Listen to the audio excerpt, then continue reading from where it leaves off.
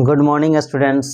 मैं मौर्य सर आपके बीच फिर से हाजिर हुआ हूँ नया वीडियो नया लेक्चर लेकर। आपको जो पढ़ा रहे थे विद्युत करंट ना, विद्युत धारा पढ़ा रहे थे, इलेक्ट्रिक करंट पढ़ा रहे थे, उसी चैप्टर को आगे बढ़ाते हुए नेक्स्ट वीडियो आपके लिए बीच लेकर आया हूँ, जो आप गौर से देखें इस वीडियो को।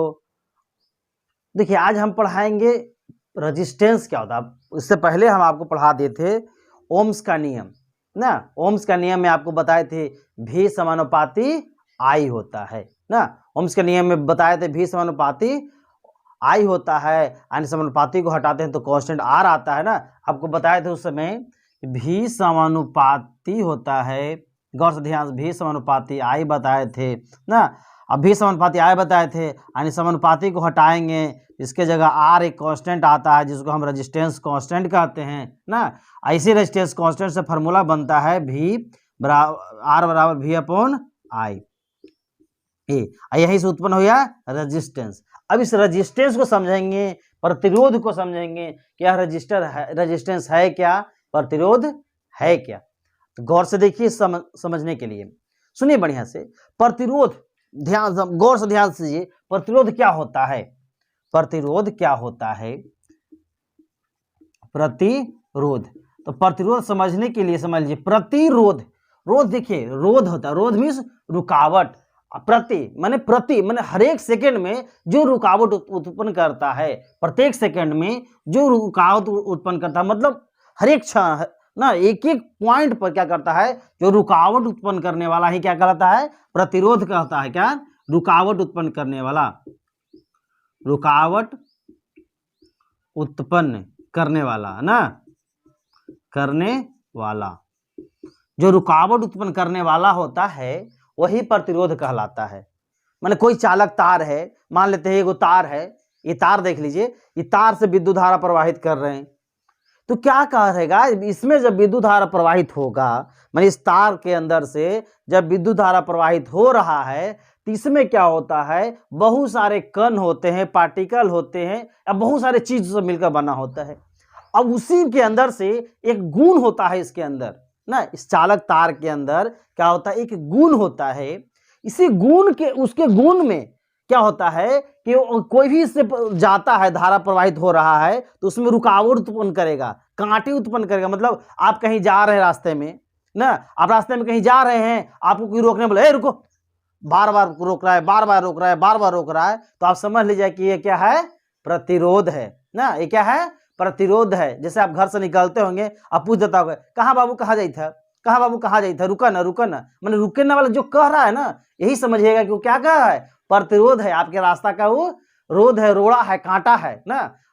तो क्या अगर आपका रोड़ा, चलने के मार्ग में रोड़ा कांटा अगर रुक कम हो तो क्या होगा, मार्ग सुगम होगा, मार्ग क्या होगा, अच्छा होगा आपका।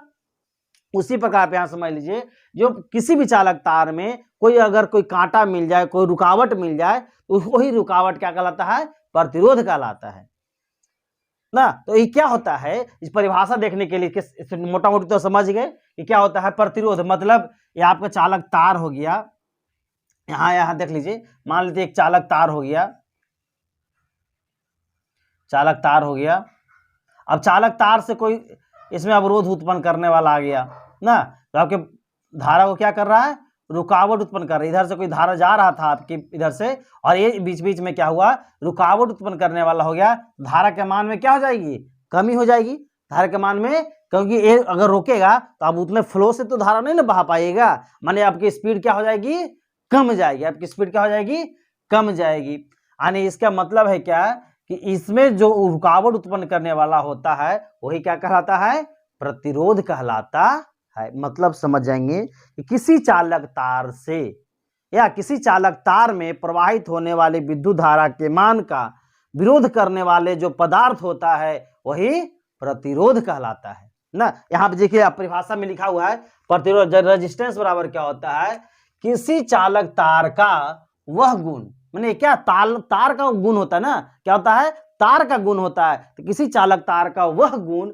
जो उस पदार्थ से होकर प्रवाहित होने वाली विद्युत धारा, देखिए ध्यान से, उस पदार्थ से होकर प्रवाहित होने वाली विद्युत धारा का विरोध करता है। यहाँ गौर से देखिए क्या करता है, विरोध करता है, विद्युत धारा कहलाता है। किसी चालक तार का वह गुण जो किसी चालक तार से प्रवाहित होने वाली विद्युत धारा को का विरोध करता है, विरोध करने वाले गुण को ही हम क्या कहते हैं, प्रतिरोध करते हैं। क्या कहते हैं, प्रतिरोध कहते हैं। इसे देखिए कैपिटल आर से सूचित किया जाता है, इसे कैपिटल आर से सूचित किया जाता है ना। इसको अगर आप पूछे देगा आपसे कि प्रतिरोध किसे सूचित करते हैं, तो क्या होता है, कैपिटल आर से सूचित किया जाता है। अब देखिए किसी चालक, अब तो आर से सूचित कर दिया गया। अब देखिए अब ओम के नियम में पढ़े थे, ओम के नियम में वाला फॉर्मूला पढ़े थे ना, V समानुपाती I। ओम के नियम में क्या पढ़े थे, V समानुपाती I, समानुपाती हटता है तो क्या बनता है, V बराबर RI, V बराबर RI, यही बना V बराबर RI। क्या बना है, ओम के नियम से V बराबर IR या RI। कोई दिक्कत नहीं है समझने तक। अब इसी को हम क्या कह सकते हैं, यहीं से जो क्या हुआ इंटरचेंज करके इधर इधर कर दिए, मैंने आई जो विद्युत धारा है उसको हम अगर इस गुना है इधर तो इधर कर दी तो भागा में हो गया, तो आर बराबर आपका जो फॉर्मूला बन गया, आर बराबर देखिए फॉर्मूला क्या बन गया, आर बराबर V अपॉन आई, आर बराबर V अपॉन आई बन गया। देखिए गौर से आर बराबर V अपॉन आई बन गया। यही आपका रेजिस्टेंस का फॉर्मूला हो गया कि आपको प्रतिरोध का फॉर्मूला पूछेगा तो क्या बोलेगा, V अपॉन आई। अब देखिए इसमें बहुत सारा पॉइंट बनता है। इसमें प्रतिरोध का अगर लिखेंगे हम तो अगर विस्तृत फॉर्मूला लिखेंगे तो क्या लिख सकते हैं, विभवांतर, V को क्या कहते हैं, विभवांतर होता है, और I विद्युत धारा। तब प्रतिरोध का जो फॉर्मूला बन जाएगा, क्या बन जाएगा, प्रतिरोध बराबर अगर हम लिखा जाए तो क्या हो जाएगा, प्रतिरोध बराबर विभवांतर बटा विद्युत धारा। ये आपको फॉर्मूला को बहुत याद करके लीजिएगा, बढ़िया समझ लीजिएगा। आगे देखिए हम क्या देखेंगे, किसी चालक तार के प्रतिरोध की निर्भरता, मतलब किसी चालक तार का जो प्रतिरोध होता है, प्रतिरोध निर्भर किस किस पर करता है ना। यहाँ पर हम देख लिया आपको कि किसी चालक तार का जो प्रतिरोध था V और I पर निर्भर नहीं करता है, आपको दिखा दिए करके कि V और I पर निर्भर नहीं करता है। तो बात होती है कि किस किस पर निर्भर करता है, तो V और I पर निर्भर नहीं करता है, तो चालक तार का जो प्रतिरोध होता है निर्भर किस पर करता है। तो देखिए पहला पॉइंट किस पर निर्भर करता है, कहाँ पर निर्भर करता है, चालक तार की लंबाई पर। किस पर, लंबाई पर। मान लेते हैं कि ये तार है, ये तार है, इसके अगर लंबाई पर निर्भर करता है, क्या होता है, ये लंबाई पर निर्भर करता है। मतलब क्या है कि लंबाई को बढ़ा दे तो बढ़ जाएगा, घटा दे देखिए क्या है, समानुपाती है। क्या है, V समानुपाती L, V समानुपाती सॉरी R समानुपाती L। माने चालक तार के जो लंबाई प्रतिरोध है किस पर निर्भर करता है, L पर। मतलब हम अगर बनाया जाए तार ना, अगर यहां से अगर विद्युत धारा प्रवाहित हो रही है तो देखिए आप अगर मान लेते हैं कि इसमें है प्रतिरोध, क्या है, प्रतिरोध है, प्रतिरोध है आपका।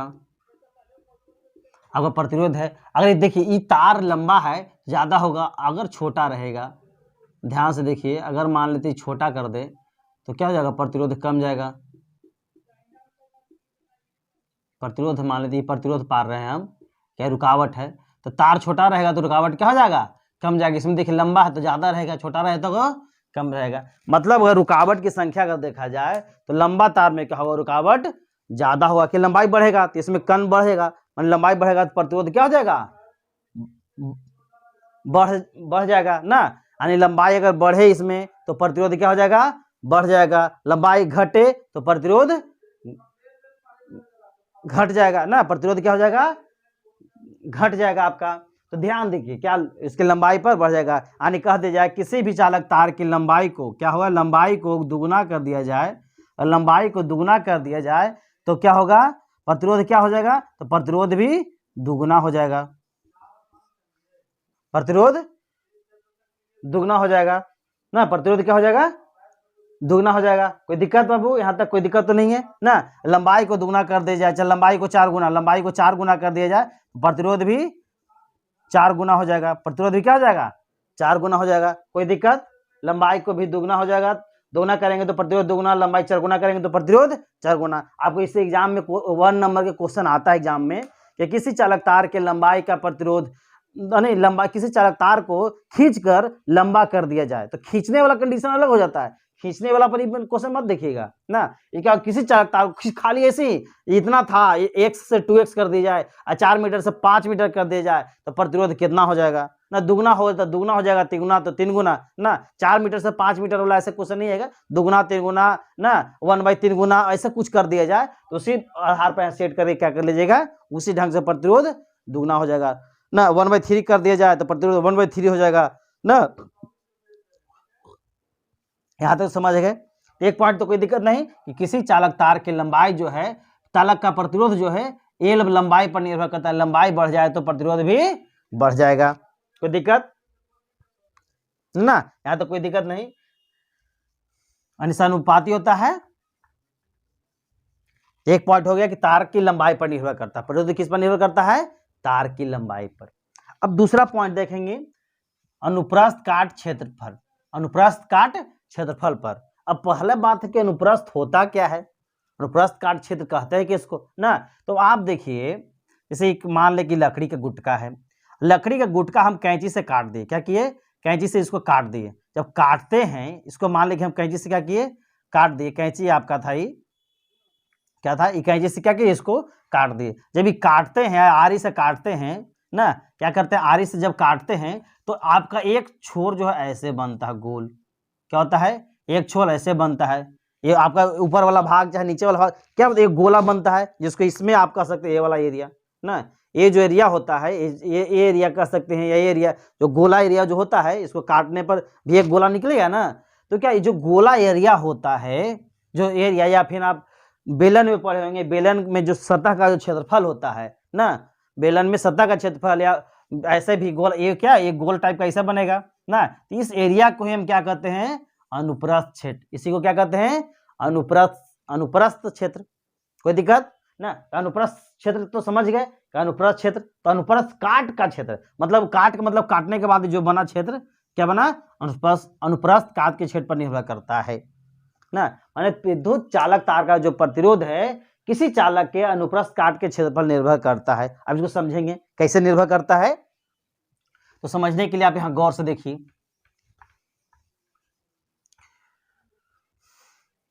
आप देखे होंगे कि एक पतला पाइप है, क्या है, एक पतला पाइप है, एक मोटा पाइप है। पानी अगर बहाना है तो किससे पानी ज्यादा गिरेगा, पानी किससे ज्यादा गिरेगा, पतला पाइप से कि मोटा पाइप से। तो आप कह सकते हैं कि सर पतला पाइप रहेगा, अगर धारा ज्यादा रहेगा तो धारा को क्या करेगा, रोकेगा, क्योंकि उसकी क्षमता उतना ही है, क्षमता तो ज्यादा है नहीं, तो उससे ज्यादा प्रवाहित होने नहीं देगा। अब मोटा पाइप रहेगा तो अगर क्षमता अगर उससे थोड़ा बहुत भी कम, इतना मोटा पाइप है, हल्का फुल्का कम भी पानी की क्षमता है, तो क्या पूरे के पूरे पानी को प्रेशर से लेके चल जाएगा ना, पूरे पानी गिर जाएगा नहीं। मोटा पाइप से धारा माने पानी क्या होगा, ज्यादा प्रवाहित होगा ना। मोटा पाइप से पानी ज्यादा प्रवाहित होगा, और क्या होगा, पतला पाइप से पानी कम प्रवाहित होगा। आप पानी की जगह विद्युत धारा को ही रख लीजिए, पानी की जगह क्या कर लीजिए, आप विद्युत धारा को रख के समझिए कि मान लेते हैं पानी की जगह एक दो पाइप है, या फिर तार है, पाइप को मान लीजिए तार के समान ही मान लीजिए,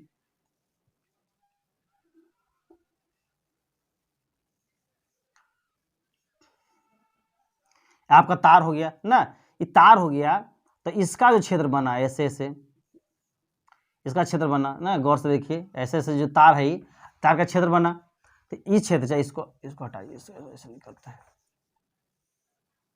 ऐसे समझिए, ये क्षेत्र हो गया, और एक और क्षेत्र मान लीजिए,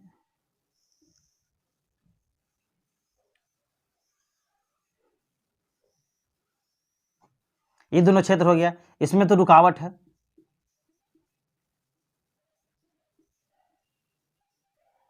रुकावट तो उतना ही होगा, गौर से ध्यान दीजिए, सब में रुकावट होगा, रुकावट तो सब में ही होगा।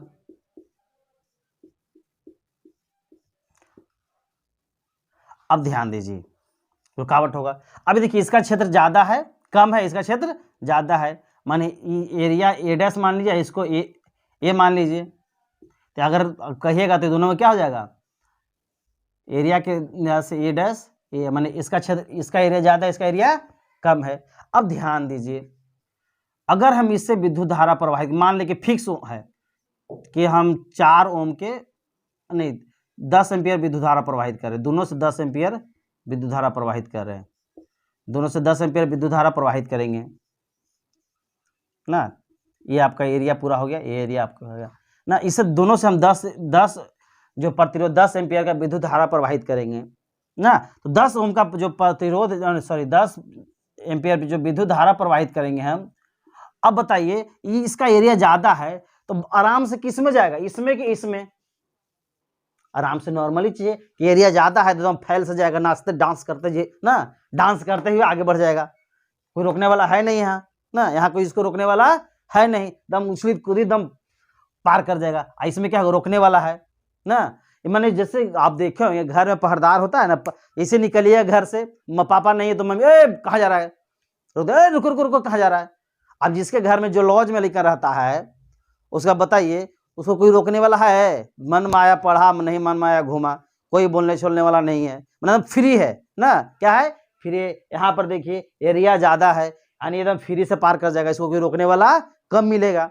यहाँ पर क्या है, रोकने वाला बेचारा एरिया कम है ना, मैंने सख्त एरिया में मैंने चारों पार्टी से पहरेदार से घिरा है, नजदीक नजदीक पहरेदार लोग हैं, तो क्या होगा, ये यहाँ से विद्युत धारा प्रवाहित कम होगा क्योंकि इसका एरिया ज्यादा है, इसका एरिया ज्यादा है, इसका एरिया कम है। ये अनुप्रस्थ काट हुआ तो देखिए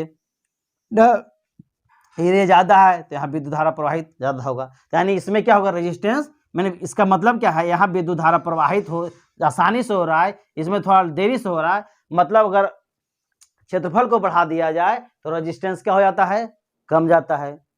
क्षेत्रफल बढ़ाने से रेजिस्टेंस क्या हो जाता है, कम जाता है, लेकिन क्षेत्रफल घटाने से प्रतिरोध बढ़ जाता है। क्षेत्रफल घटाने से प्रतिरोध बढ़, क्योंकि इसमें रुकावट ज्यादा होगा, इसमें ज्यादा रुकावट होगा यानी प्रतिरोध ज्यादा है, इसमें रुकावट कम है यानी प्रतिरोध कम है। इसमें रुकावट कम ना होगा तब ना आराम से गिर जाएगा, पार कर जाएगा, और इसमें आराम से पार नहीं करेगा, उसको टाइम लग जाएगा, रुकावट ज्यादा हो गया ना। तो क्या होगा, इसके समझ जाएंगे कि अगर एरिया को बढ़ा दिया जाए, यहाँ पर देखिए इन्वर्सली प्रोपोर्शनल है ना, ये क्या है, इन्वर्सली प्रोपोर्शनल है ना, समानुपाती नहीं है, यानी अगर एरिया को बढ़ा दिया जाए तो रेजिस्टेंस घट जाएगा, अगर एरिया को घटा दिया तो रेजिस्टेंस बढ़ जाएगा। तो क्वेश्चन में देखिए अगर एरिया को दुगुना कर दिया जाए या तीन गुना कर दिया जाए, अगर 3 गुना कर दिया गया है तो एरिया रेजिस्टेंस क्या होगा, तो रेजिस्टेंस 1/3 हो जाएगा, मैंने 1/3 हो जाएगा।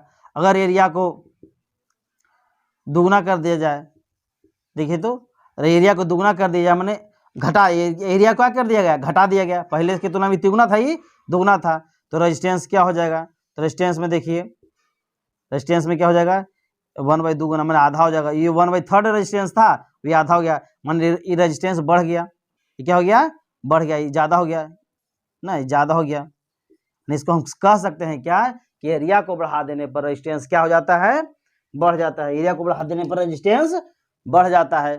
कोई दिक्कत यहाँ तक नहीं ना, यहाँ तक समझ गए कि एरिया के इन्वर्सली प्रोपोर्शनल होता है, यानी अनुप्रस्थ काट के क्षेत्र को बढ़ाने से प्रतिरोध घट जाता है और अनुप्रस्थ काट के क्षेत्रफल को घटाने से प्रतिरोध बढ़ जाता है। इन्वर्सली प्रोपोर्शनल यहाँ से होता है, दोनों नोट कर लीजिए, एक क्वेश्चन को भी नोट कर लीजिए। अब देखेंगे अगला पॉइंट ना, अगला पॉइंट हम देखने की कोशिश करेंगे कि क्या होता है। तो देखिए मेनली हम यहाँ तक समझ गए। अब इसमें ये दोनों से एक फार्मूला बनता है, मान लेते हैं इसको हम समीकरण 1 मान लेते हैं, इसको समीकरण 1 मान लिया था, ये जो हुआ इसको समीकरण 2 मान लिए, इसको समीकरण 2, ये दोनों से एक फार्मूला बनता है हमारा। ये फार्मूला थोड़ा सा ध्यान से देखते हैं हम, उसके बाद आगे हम समझेंगे कि दोनों से एक फार्मूला। ये आप उतार लिए ना, ये क्वेश्चन आप उतार लीजिएगा, देखिए ले लीजिए, आपको मिटाते हैं हम। देखिए इसमें तो हम लिख सकते थे कि अनुप्रस्थ काट के क्षेत्रफल को बढ़ाने से प्रतिरोध घट जाता है और घटाने से प्रतिरोध बढ़ जाता है, ये लिख लीजिएगा आप इसका।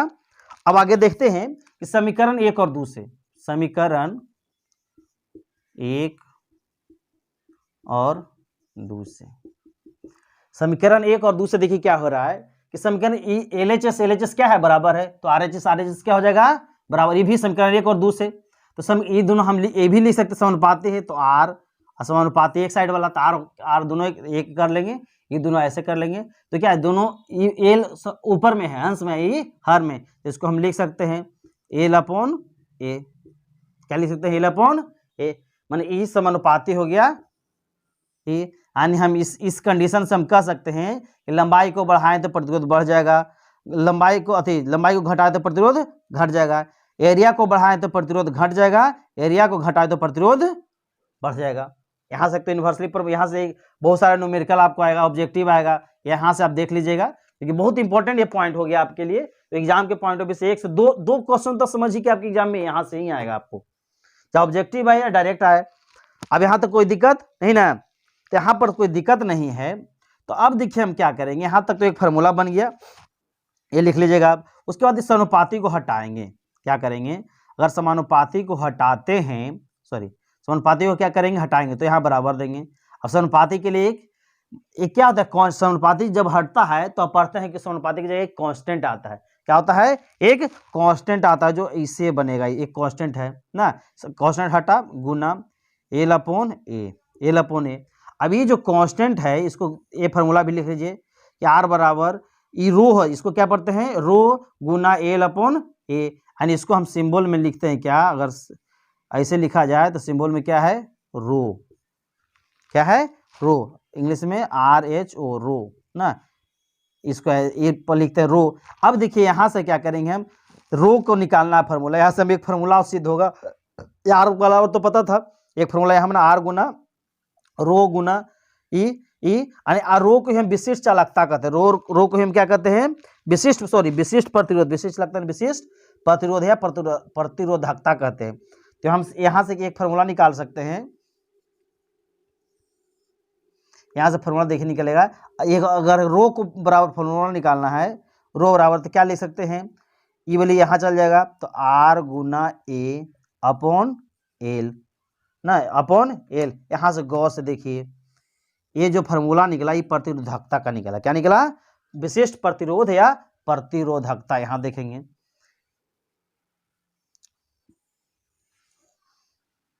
इसी को, ये देखिए ये रो है, इसी को हम क्या होगा, विशिष्ट प्रतिरोधकता वाला फार्मूला निकलेगा, विशिष्ट प्रतिरोध,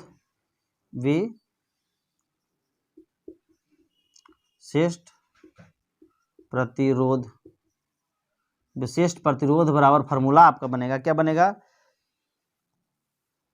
रेजिस्टेंस ना, इसको बराबर यहाँ विशिष्ट प्रतिरोध है, यहाँ लिख देते फार्मूला, प्रतिरोध गुना क्षेत्रफल अनुप्रस्थ क्षेत्र,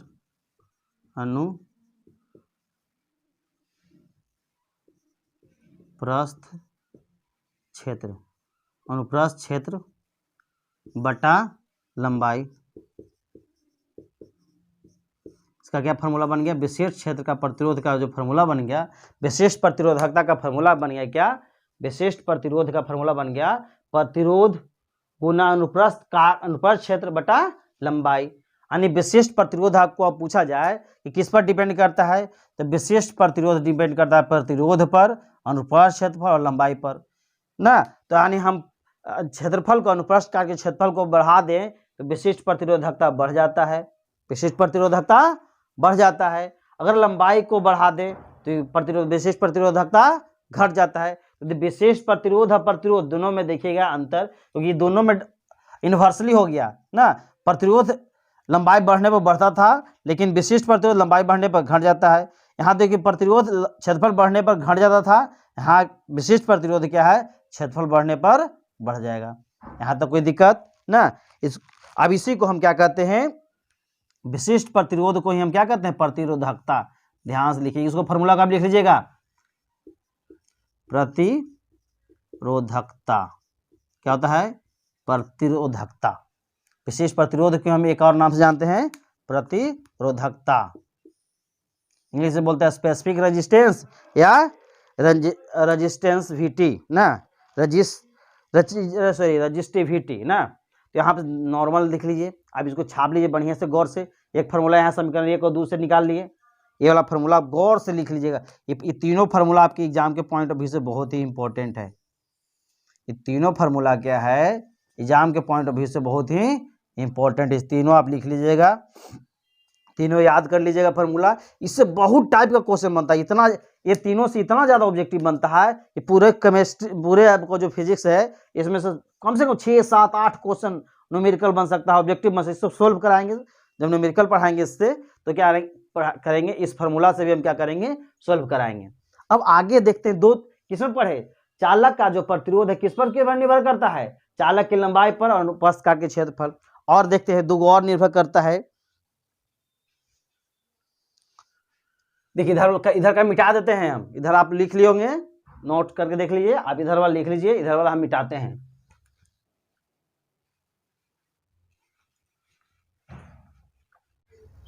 देखिए अब आगे पढ़ते हैं हम, आगे जो आपका था यहाँ पर चालक तार, देखिए हम पढ़ ले क्या चीज, दो चीज पढ़ लिए, ये चालक तार का प्रतिरोध ताप पर, ताप की लंबाई पर और अनुप्रस्थ काट के क्षेत्र पर निर्भर करता है। अब चौथा पॉइंट होता है क्या, तीसरा पॉइंट, चालक तार की प्रकृति पर निर्भर करता है। क्या होता है, चालक तार की प्रकृति पर निर्भर करता है, माने किसी चालक तार को बदलने पर प्रतिरोध क्या हो जाता है, बदल जाता है। माने कहने का मतलब क्या है, अगर तार को बदल दें, माने कभी लोहा का, कभी सोना का, कभी चांदी का, माने सब तार में क्या होगा, अलग अलग प्रतिरोध होगा ना। तार को बदलने से प्रतिरोध क्या हो जाएगा, बढ़ जाएगा, मतलब प्रतिरोध बढ़ जाएगा, विद्युत धारा क्या हो जाएगा, डिपेंड करेगा कि प्रतिरोध कम रहेगा, विद्युत धारा आसानी से जाएगा, पार करेगा, यानी खपत उसमें विद्युत धारा का बर्बादी कम होगा।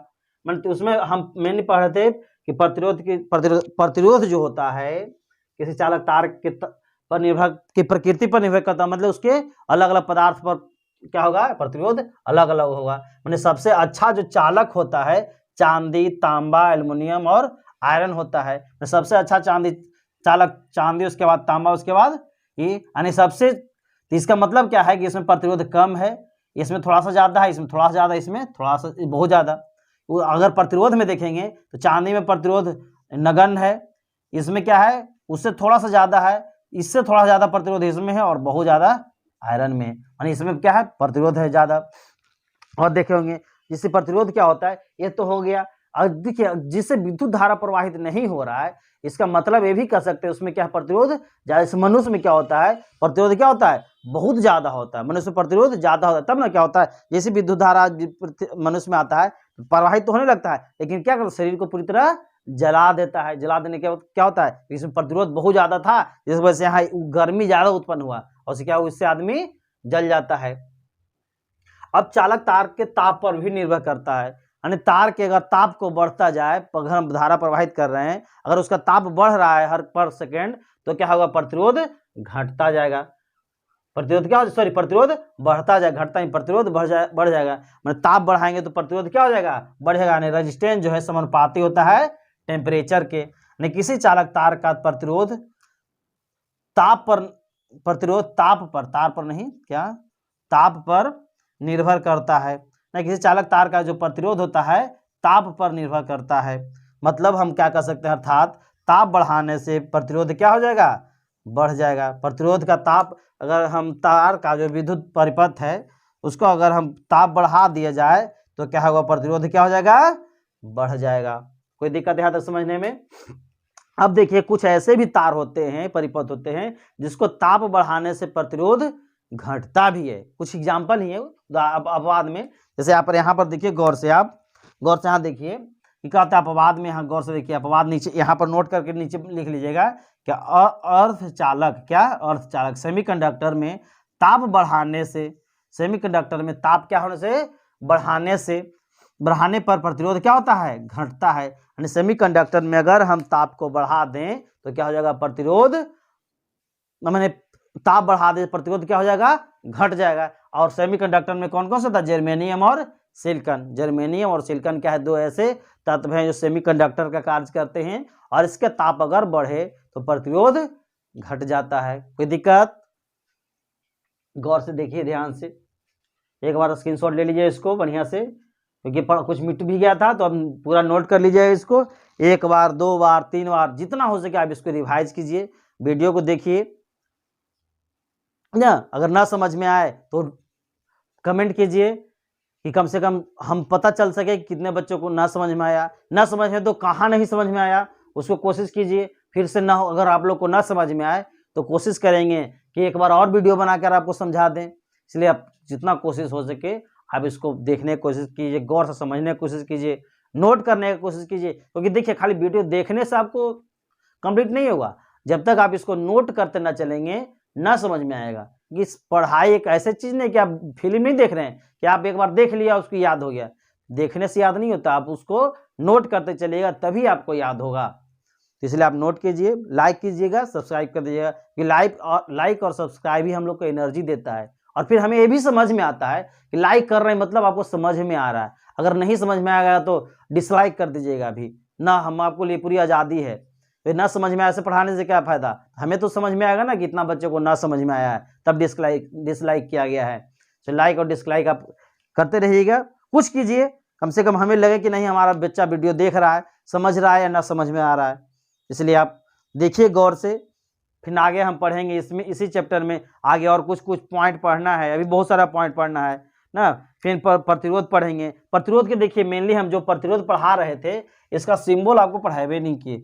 जो सिंबल ऐसे होता है, क्या होता है, ये प्रतिरोध का सिंबल है, क्या है, ये प्रतिरोध का सिंबल होता है। इस ढंग से कहीं पर लिखा रहे तो हम क्या पढ़ेंगे, क्या है, प्रतिरोध का सिंबल है। चलिए गौर से ध्यान दीजिएगा, ये हमारा प्रतिरोध होता है, सिंबल होता है। इसको भी आप शुरू में लिख लीजिएगा, प्रतिरोध का सिंबल क्या होता है, इसको बढ़िया से देखिए, पॉइंट को नोट कीजिए ना।